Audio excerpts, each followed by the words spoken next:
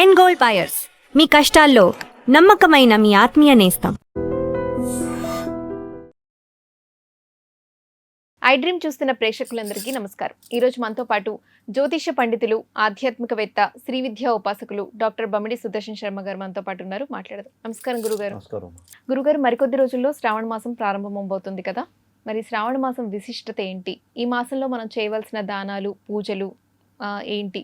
ఇవన్నీ వివరించండి. మంచి ప్రశ్న వేశారు అనుజ్ఞ గారు. ఈ ప్రశ్న గురించి మాట్లాడుకోబోయే ముందు అసలు ఆధ్యాత్మికంగా దైవ ప్రార్థన చేసుకునే విషయంలోకి వెళ్దాం. బీజాపూరగదేక్షుకార్ముకరుజ చక్రాబ్జ పాశోత్పల వ్రీహ్యగ్రస్వవిషాణ రత్నకలశాన్ ప్రోధ్యత్కరాంభోరుహ ధ్యేయో వల్లభయ సపత్మకరయ సృష్టోజ్వల భూషయాత్ విశ్వోత్పత్తి విపత్తి సంస్థితికరో విఘ్నేశ ఇష్టాబ్దద. శ్రీ మహాగణాధిపతయ నమో నమః. అస్మద్గురు చరణారవిందాభ్యో నమో నమః. అస్మత్పితు శ్రీ భమిడి వెంకట సుబ్రహ్మణ్య శర్మ పాదారవిందాభ్యో నమో నమః. ప్రధానంగా మనకి మాసానాం అన్ని మాసాల్లో కన్నా మనకి ప్రకృతి చాలా విశేషంగా తెలియజేస్తూ ఉంటుంది. ఏమిటి అంటే, మనకి మాసాలు అన్నిట్లో కన్నా పండగలు ప్రారంభమైంది గురు పౌర్ణమితో ప్రారంభమవుతుంది. గురు పౌర్ణమి వెళ్ళింది అంటే ఇంకా పండగల సీజన్ మొదలైంది అని అర్థం.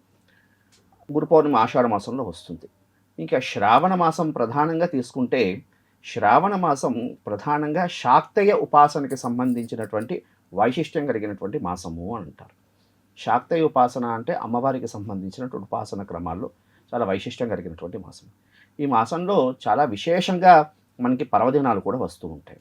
ఉదాహరణకి రక్షాబంధనం అని, దాన్నే మనకి అన్నదమ్ముల అక్క చెల్లు చేసుకున్నటువంటి ఉత్సవం.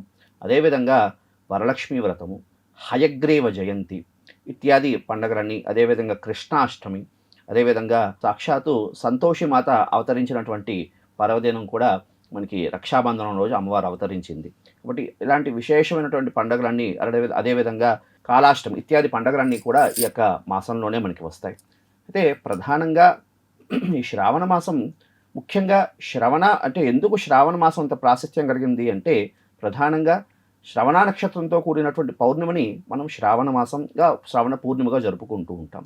ప్రధానంగా ఇది విష్ణువుకు సంబంధించినటువంటిది. అదేవిధంగా అమ్మవారికి సంబంధించినటువంటి ఆరాధన క్రమాల్లో చాలా విశేషమైనటువంటి ప్రాశస్త్యం కలిగినటువంటి ఈ విషయం. ప్రధానంగా మనకి ఈ యొక్క శ్రావణ మాసంలో ఏమిటి చేసుకోవాలి, ఏ విధంగా మనం ఈ యొక్క ఉత్సవాన్ని చేసుకోవాలయ్యా అంటే, ప్రధానంగా శ్రావణ మాసం ఎవరెవరు ఆర్థికంగా ఇబ్బంది పడుతూ ఉంటారు, అదేవిధంగా విశేషంగా కామ్యసిద్ధి ఒక కామ్యం చేసుకోవడానికి విశేషంగా ఎవరు కృషి చేస్తూ ఉంటారో వారందరికీ కూడా ఈ యొక్క శ్రావణ మాసం చాలా విశేషంగా మనం దాన్ని సద్వినియోగం చేసుకోవచ్చు అంటారు. ఉదాహరణకి మనం చూడండి, శ్రావణ సోమవారాలు అంటారు. మనకి మంత్రశాస్త్రంలో కూడా చెప్పింది, శ్రావణ సోమవారాలు కార్తీక సోమవారాలతో సమానం అంటారు. ఇక్కడ ఇంకా పక్కన పెడితే నార్త్ సైడ్ వైపు ఈ శ్రావణ సోమవారం చాలా విశేషంగా చేస్తారు, చాలా విశేషంగా ఉత్సవాలు చేస్తూ ఉంటారు.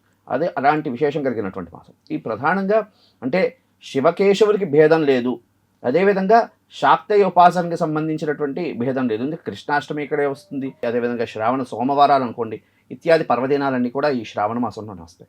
అయితే ప్రధానంగా ఈ శ్రావణ మాసంలో ఏమిటి చేసుకోవాలయ్యా అంటే, ప్రధానంగా మహాలక్ష్మి అమ్మవారికి సంబంధించి ఒక దీక్షగా పెట్టుకుని, ఎవరెవరు ఆర్థికంగా ఇబ్బందులు పడుతూ ఉంటారో, ఎవరెవరికి కామ్యసిద్ధి అంటే కొంతమందికి ఏదైనా అనుకుని ఎంత ప్రయత్నం చేసినా కోరిక అవ్వదు, అలాంటి వాళ్ళందరికీ కూడా ఈ యొక్క మాసాన్ని చక్కగా శ్రావణ మాసం ఆరంభం అవుతున్నది అనగా ఒక సంకల్పం చేసుకుని, ఎందుకంటే ఈ యొక్క మనకి ఈ ఆగస్టు 13వ తేదీ నుంచి మనకి శ్రావణ మాసం ప్రారంభం అవుతున్నది. కాబట్టి ఈ శ్రావణ మాసం ముందుగా సంకల్పం చేసుకుని చక్కగా ఈ రోజు నుంచి నేను ఒక మాసం కాలం చాలా చక్కగా శాక్తేయ ఆరాధన సంబంధించినటువంటి విధానం చేస్తాను అంటూ చక్కగా ప్రాతకాలం నిద్ర లేచి కాలకృత్య కార్యక్రమాలు తీర్చుకొని ప్రతినిత్యము కూడా అమ్మవారికి సంబంధించి ఈ మాసం అంతా కూడా చక్కగా గూడాన్నం, దాన్నే బెల్లపరవన్నం అంటారు, ఇది అమ్మవారికి నివేదన చేస్తూ ఆరావళి కుంకుమతో అమ్మవారికి అర్చన చేయడం ద్వారా, మహాలక్ష్మి అమ్మవారికి అర్చన చేసుకోవడం ద్వారా విశేషమైనటువంటి ధనప్రాప్తి కలుగుతుంది. అదేవిధంగా ఈ శ్రావణ మాసంలో ప్రధానంగా ఈ అనారోగ్య సమస్యలు అనుకోండి, అదేవిధంగా గ్రహదోషాలకి సంబంధించి ప్రధానంగా కొంతమంది కాలసర్పదోషాలు అంటూ మనం ప్రస్తుతం వింటున్నాం. కాలసర్పదోషాలు అనుకోండి, అదేవిధంగా శనేశ్వరుడికి సంబంధించినటువంటి దోషాలు అనుకోండి, ఇత్యాది దోషాలన్నీ కూడా ఈ శ్రావణ మాసంలో వచ్చినటువంటి సోమవారాలు ప్రప్రదంగా కాస్త ప్రదోషకాలంలో అర్చన చేసుకుని ఉదయం అంతా ఉపవసించి ప్రదోషకాలంలో చక్కగా శివుడికి అభిషేకం చేసుకుని చిమ్మిలి, అదేవిధంగా ఆమ్లక ఫలము అంటారు, ఉసిరికాయ అంటారు. ఉసిరికాయ చక్కగా శివుడికి నివేదన చేసుకోవడం ద్వారా విశేషంగా ఉత్తమమైనటువంటి ఫలితాలు కలగడానికి అవకాశం ఉంటుంది. అదేవిధంగా చెప్పాను కదా, ఈ 30 రోజులు కూడా మహాలక్ష్మి అమ్మవారికి నిత్యము కూడా గూడాన్నం నివేదన చేస్తూ ఆరావళి కుంకుమతో, అదేవిధంగా గోమతి చక్రాలు, అదేవిధంగా గవ్వలతో అమ్మవారికి అర్చన చేయడం ద్వారా విశేషంగా దారిద్ర్యం పోయి ధనప్రాప్తి కలగడానికి అవకాశం ఉంటుందమ్మా. శ్రావణ మంగళ గౌరీ వ్రతాలు ఇది కూడా చక్కగా సౌభాగ్యాన్ని ఇచ్చినటువంటి విశేషమైనటువంటి మాసంగా మనం పర్వదినంగా చేసుకోవచ్చు. ప్రధానంగా ఈ శ్రావణ మాసం మనకి ధనప్రాప్తి కలగాలన్నా, చక్కగా ఇదవ్వాలంటే ఈ చేయకూడని పనులు ఏమిటి అంటే, చక్కగా ఇల్లుని శుచిశుభ్రంగా ఉంచుకోవాలి.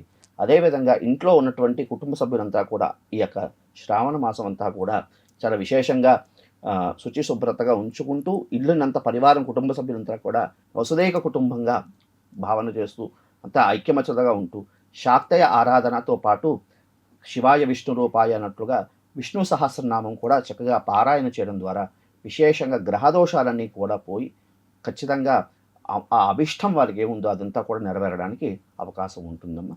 ఇది ప్రధానమైనటువంటి శ్రావణ మాసం విశిష్టత గురించి చక్కగా వివరించారు. ధన్యవాదాలు గురుగారు. శుభమస్తు.